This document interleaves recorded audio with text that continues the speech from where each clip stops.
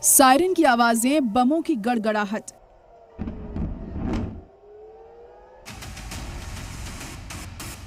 और waste Asia के आसमान में आग के गोले। ये ईरान इजराइल के बीच चल रही शदीद जंग की कहानी है।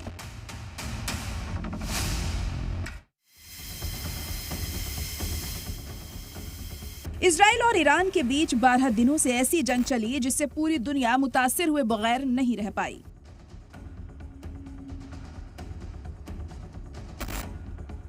इजरायली फाइटर जेट ने तेहरान के ऊपर गर्जना शुरू किया तो ईरान ने अपनी मिसाइलों से इजराइल पर हमला शुरू कर दिया।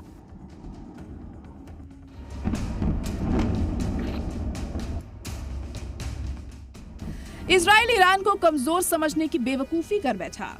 वो एक आसान दुश्मन नहीं था, उसने ऐसा हमला किया कि इजराइल की हवा उखड़ गई।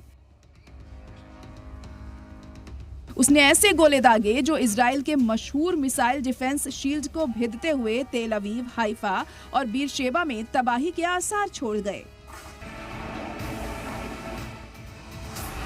हर जगह तबाही तबाही दिखने लगी।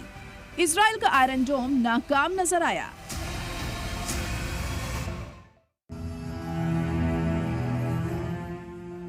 इजराइल की आवाम में ऐसा खौफ बैठा कि मत पूछिए। वो बंकर में छुपते हुए नजर आए। जाहिर है ये कोई एक तरफा लड़ाई नहीं थी। इजराइल का सामना हमास या हिजबुल्लाह से नहीं था,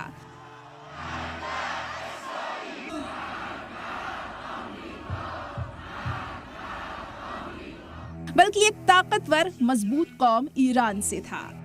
एक ऐसा दुश्मन जो डरने वाला नहीं था बल्कि अपने दुश्मन के छक्के छुड़ाने में माहिर था।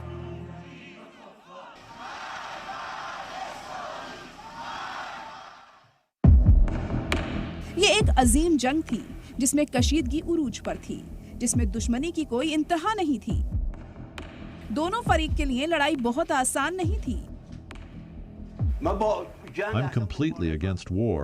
War is the worst thing for the people, More. Why should it be this way? I just want to live my life. After 70 years of living and 45 years of marriage, nobody would be happy to see war between two countries or two individuals. It was a terrible experience. We were in a very bad situation. The war was imposed on our country. But the situation improved as the war continued. Iran को कमजोर मान Israel ने हमला किया, मगर ऐसा जवाब मिला जिसे वो शायद दहाइयों तक ना भूल पाए। फिर भी जैसे ही सीज फायर हुआ, तेहरान की सड़कों पर लोग जश्न मनाने लगे। हजारों लोग सड़क पर उतर आए, झंडे लहराते हुए और फतह के नारे लगाते हुए अपनी खुशी का इजहार किया। जाहिर है ईरानियों के लिए ये फख्र की बात भी थी, क्योंकि ये जंग सिर्फ इजराइल के साथ नहीं थी बल्कि सुपर पावर अमेरिका के साथ भी थी। ऐसे में फतह पर जश्न का माहौल बनना लाजमी है। दूसरी तरफ जिनकी फैमिली में से जो गुजर गया, उनके लिए अफसोस का इजहार भी किया जा रहा है। टूटे हुए घरों और बुनियादी ढांचे के नए सिरे से तामीर के चैलेंजेस का भी सामना है। वहीं दूसरी तरफ इजराइल में तबाही का मंजर है। घर टूटे हुए हैं, सामान बिखरे पड़े हैं। धुएं की महक अब भी जंग की याद ताज़ा कर देती है। आज भी खौफनाक जंग का एहसास दिलाती है और जंग को भूलने नहीं देती है। जंग बंदी अभी भी कायम है। दोनों फरीक जीत का दावा कर रहे हैं, लेकिन इजराइल और ईरान दोनों ही जंग की कीमत अदा कर चुके हैं। जंग ने कई इलाकों को तबाह कर दिया, लोगों को बेघर कर दिया और इस तरह की ट्रेजेडी से गाजा वाले न जाने कब से गुजर रहे हैं, लेकिन दुनिया खामोश है।